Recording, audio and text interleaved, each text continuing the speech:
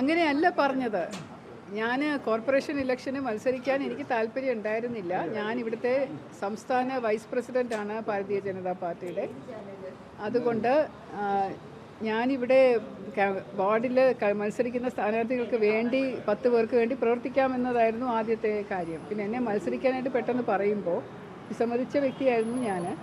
അപ്പോൾ അങ്ങനെ 3 പ്രാവശ്യം വിസമ്മതിച്ചിട്ടും അവർ പറഞ്ഞത് വെറും കൗൺസിലറായിട്ടല്ല മത്സരിപ്പിക്കുന്നത്, ഒരു BJP പാർട്ടിയുടെ മുഖമായിരിക്കും ഇപ്രാവശ്യം ഞാൻ, എല്ലാവരും വിജയിപ്പിച്ചെടുക്കണം, അതുപോലെ മേയറായിട്ട് പരിഗണിക്കും എന്ന് പറഞ്ഞിട്ടുണ്ടായിരുന്നു. അത് എല്ലാവർക്കും അറിയാവുന്ന കാര്യമാണെന്നാണ് ഞാൻ വിചാരിച്ചത്. നിങ്ങളിങ്ങനെ ഞെട്ടേണ്ട കാര്യമൊന്നുമില്ല.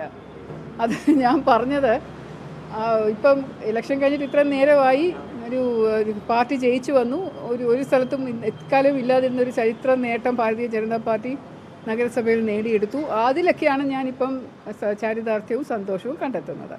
എന്തെങ്കിലും തരത്തിൽ പിന്നീട് ഈ തീരുമാനം മാറുമ്പോൾ എന്തുകൊണ്ട് ബോധ്യപ്പെടുത്തിയിരുന്നു? അങ്ങനെ ബോധ്യപ്പെടുത്തേണ്ട കാര്യമില്ല. പാർട്ടിയുടെ തീരുമാനമാണ്. ഒരു രാഷ്ട്രീയ പാർട്ടി എന്ന് പറയുമ്പോൾ തീരുമാനങ്ങൾ എടുക്കുമ്പോൾ പല തരത്തിലുള്ള സമന്വയ ചർച്ചകൾ വരാറുണ്ട്. അപ്പോൾ ഒരു ചർച്ച അവസാന സമയം വന്നപ്പോൾ ഇപ്പം ഇലക്ഷൻ കഴിഞ്ഞിട്ട് ഒരു 3-4 ദിവസത്തേക്കുള്ള ചർച്ചകളുണ്ടായിരുന്നു എന്നാണ് തോന്നുന്നത്. പക്ഷേ എന്നോടൊന്നും പറഞ്ഞിരുന്നില്ല. അപ്പോൾ ലാസ്റ്റ് ഡേ ശനിയാഴ്ച ദിവസമാണെന്ന് തോന്നുന്നു അതിൻ്റെ ചർച്ചകൾ വന്നപ്പോൾ അന്നാണ് ഇങ്ങനെ എല്ലാ കൗൺസിലർമാരെയും വിളിച്ച് ചർച്ച ചെയ്തത്. ഒരു സമന്വയം ഉണ്ടാക്കണം, എല്ലാവരും നിങ്ങളുടെ അഭിപ്രായം എന്താണ്. അപ്പം എല്ലാവരോടൊപ്പം ഞാനും പറഞ്ഞു കേന്ദ്ര നേതൃത്വം അല്ലെങ്കിൽ സംസ്ഥാന നേതൃത്വം എടുക്കുന്ന തീരുമാനം എന്താണോ അതിനോടൊപ്പം ഞാൻ നിൽക്കും എന്ന് ഞാൻ പറഞ്ഞിട്ടുണ്ടായിരുന്നു. അങ്ങനെ അത് എടുത്ത തീരുമാനം അറിയിച്ചപ്പോൾ അതിന് മേയർ എന്ന് പറയുന്നത് വേറെ കുറച്ചും കൂടെ മെച്ചപ്പെട്ട ഒരാളാണ് മേയർ ആവേണ്ടത്. കുറച്ചുകൂടെ രാഷ്ട്രീയ പരിചയമുള്ള, കോർപ്പറേഷനിൽ ഇരുന്നിട്ടുള്ള, അനുഭവ സമ്പത്തുള്ള, എന്നെക്കാളും എനിക്ക് 1.5 വർഷമല്ലേ ആയിട്ടുള്ളൂ പാർട്ടിയിൽ. അപ്പോൾ കുറച്ചും കൂടെ 30 വർഷത്തോളം പാർട്ടിയിലൊക്കെ പ്രവർത്തിച്ച ഒരാളായിരിക്കും കുറച്ചുകൂടെ അഭികാമ്യം എന്നൊരു ചർച്ച ഉയർന്നു വന്നപ്പോൾ ഞാനതിനെ അംഗീകരിക്കുമായിരുന്നു. അതിനകത്ത് എനിക്ക് നിരാശയോ നീരസമോ ഒന്നുമില്ല. ഞാൻ സന്തോഷത്തോടു കൂടി സ്വീകരിച്ചതാണത്.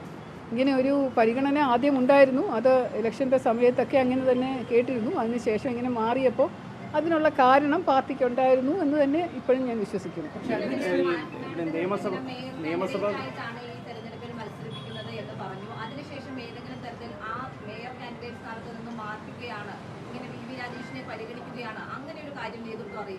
ഈ അവസാന നിമിഷം മാത്രമാണ് ഇങ്ങനെ ഞാൻ പറഞ്ഞല്ലോ, സമന്വയ ചർച്ചയ്ക്കും പിന്നെ പാർട്ടിയുടെ നേതൃത്വം എടുത്ത തീരുമാനത്തിൻ്റെയും പുറത്താണ് അങ്ങനെ വി രാജേഷ് ആയിരിക്കും മേയർന്ന് പറഞ്ഞതും അംഗീകരിച്ചതും. എല്ലാവരും ചേർന്ന് അംഗീകരിക്കുമെന്നും ഞാനും അത് അംഗീകരിച്ചു.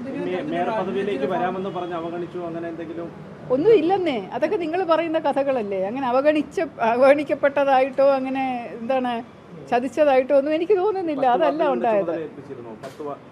അങ്ങനെയാണ് 10 സ്ഥാനാർത്ഥികളോടൊപ്പം പ്രവർത്തിച്ച് അവരെ വിജയിപ്പിക്കുക എന്നുള്ളതായിരുന്നു എൻ്റെ ആദ്യത്തെ ചുമതല. അതാണ് പെട്ടെന്ന് മാറിയിട്ട് സ്ഥാനാർത്ഥികളെ നിർണ്ണയിക്കുന്ന ദിവസമാണ് എൻ്റെ പേര് വീണ്ടും 3ാമത്തെ പ്രാവശ്യം ഒന്നും കൂടെ പറയുമ്പോൾ ഈ കാര്യങ്ങളൊക്കെ പറഞ്ഞത്. ഈ പ്രതികരണമല്ല ഞാനിപ്പോൾ പറയുന്നത്. ഞാൻ ഹാപ്പിയാണ്, സംതൃപ്തിയാണ്. ഞാൻ കൗൺസിലറായിട്ട് ഒരു 5 വർഷത്തേക്ക് ജോലി ചെയ്യാൻ താല്പര്യപ്പെടുന്നു.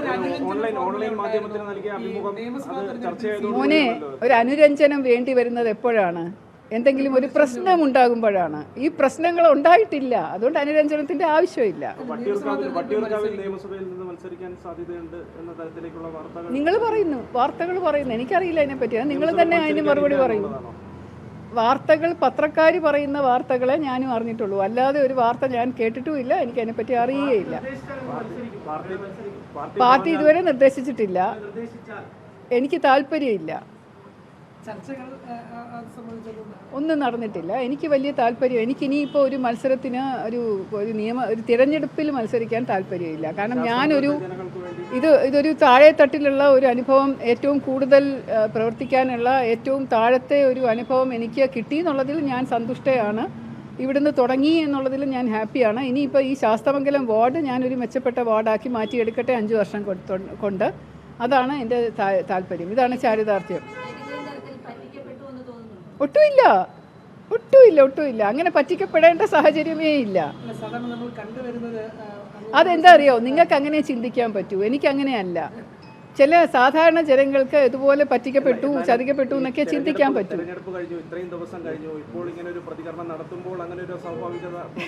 എന്നോട് ഈ ചോദ്യം ചോദിക്കുന്നത് ആ കുട്ടി മാത്രമായിരുന്നു, വേറെ ആരും ചോദിച്ചിട്ടില്ല. അതുകൊണ്ട് ചോദ്യങ്ങൾക്ക് സത്യസന്ധമായിട്ട് പ്രതികരിക്കുക മാത്രമാണ് ചെയ്തത്. അല്ലാതെ ഞാൻ വെളിപ്പെടുത്തിയതോ എൻ്റെ നിരാശ പ്രകടിപ്പിച്ചതോ ഒന്നുമല്ല. ഒരു ചോദ്യം വരുന്നതനുസരിച്ചാണല്ലോ നമ്മൾ പ്രതികരിക്കുന്നത്. അപ്പോൾ ഈ ഒരു ചർച്ചയുടെ ഇടയിൽ കൂടെ ആ കുട്ടി വളരെ നിഷ്കളങ്കമായിട്ട് തുറന്നൊരു ചോദ്യം ചോദിച്ചു. അതിന് ഞാൻ പ്രതികരിച്ചു. എൻ്റെ പ്രതികരണം സത്യസന്ധമായിരുന്നു. അത് ഇങ്ങനെയാണ് സംഭവിച്ചത്, എനിക്കതിൽ നിരാശയില്ല, ഞാൻ അംഗീകരിക്കുന്നു എന്ന് പറഞ്ഞതിൽ പിന്നെ നിരാശ കണ്ടെത്തിയതും പ്രതിഷേധം കണ്ടെത്തിയതും ഒക്കെ നിങ്ങളാണ്. സംസ്ഥാന നേതൃത്വവുമായി സംസാരിച്ചോ? എന്തിനെക്കുറിച്ച്? നിങ്ങൾ എന്താണ് എപ്പോഴും ഇങ്ങനെ പോലീസിലെ പോലെ പെരുമാറുന്നത്? സംസ്ഥാന നേതൃത്വമായിട്ട് അത് ചർച്ച ചെയ്തോ, ഇത് ചർച്ച ചെയ്തോ, മറ്റത് ചർച്ച ചെയ്തോ? എന്താ എനിക്ക് മനസ്സിലാവുന്നില്ല. എന്തോന്ന് ചർച്ച ചെയ്യാനാണ് എന്നോട് നിങ്ങളൊക്കെ ഈ ചോദ്യം ചോദിക്കുന്നതിന് ഉത്തരം എങ്ങനെ പറയണമെന്ന് ഞാൻ പ്ലാൻ ചെയ്ത് സംസ്ഥാന നേതൃത്വം എഴുതി തരുന്ന ഡ്രാഫ്റ്റ് അനുസരിച്ച് അഭിനയിക്കുകയാണോ വേണ്ടത്? അതാണോ നിങ്ങൾ പറയുന്നത്?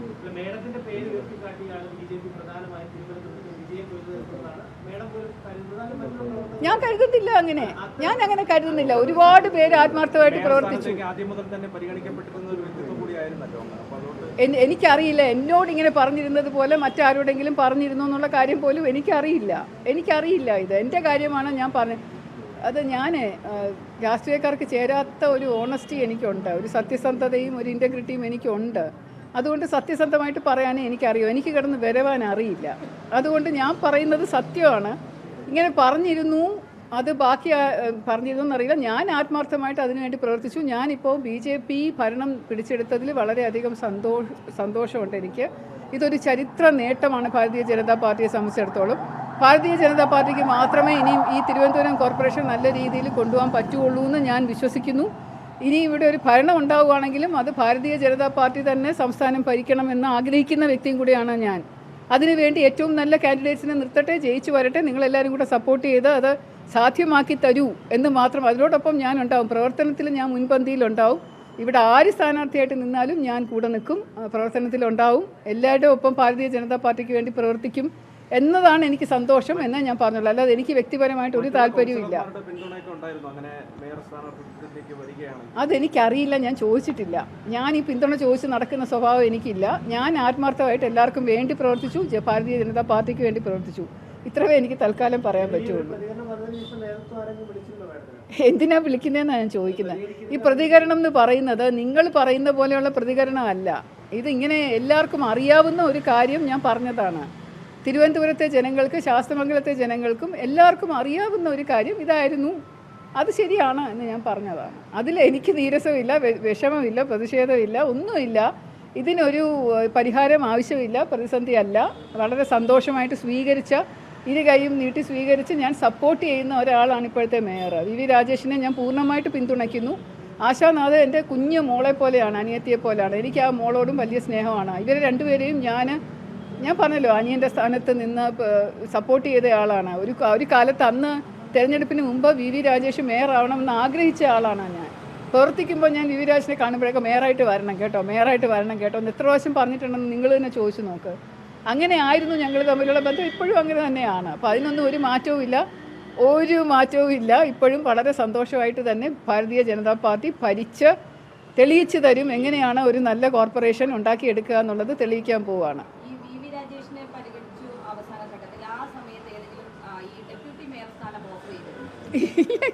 ഇല്ല അങ്ങനെ ഒരു ചർച്ചയും ഉണ്ടായിട്ടില്ല, ഓഫറും ഉണ്ടായിട്ടില്ല. അതല്ല, കൗൺസിലറായിട്ടിരിക്കാൻ ഞാൻ തയ്യാറാണ് എന്ന് പറഞ്ഞതനുസരിച്ച് കൗൺസിലറായിട്ട് തന്നെ ഞാൻ പല പ്രാവശ്യം നിങ്ങൾ ചോദിക്കുമ്പോഴും ഞാൻ പറഞ്ഞിട്ടുണ്ട്, ഞാൻ ഹാപ്പിയാണ്. ശാസ്തമംഗലം വാർഡ് കൗൺസിലറായിട്ടിരിക്കാൻ തെരഞ്ഞെടുപ്പിൻ്റെ ഫലം വരുന്നതിന് മുമ്പ് തന്നെ ആരും എന്നോട് ചോദിച്ചു, മേയർ ആയില്ലെങ്കിൽ നിങ്ങൾ എന്ത് ചെയ്യും ചോദിച്ചു. ഞാൻ പറഞ്ഞാവില്ല, ശാസ്തമംഗലൻ്റെ ഇതായിട്ട് കൗൺസിലറായിട്ടിരിക്കും, അതിൽ ഞാൻ സംതൃപ്തിയായിരിക്കും എന്ന് ഞാൻ പറഞ്ഞിട്ടുള്ളതാണ്. ആ വീഡിയോ ഇപ്പോഴും കിടപ്പുണ്ട്. ഇതൊന്നും നിങ്ങൾ കാണുന്നില്ലേ? തീർച്ചയായിട്ടും ഞാൻ ഭാരതീയ ജനതാ പാർട്ടിയിൽ അംഗത്വം എടുത്ത് വന്നത് എനിക്ക് സ്ഥാനമാനങ്ങൾ കിട്ടുമെന്ന് മോഹിച്ചിട്ടോ ഒന്നുമല്ല.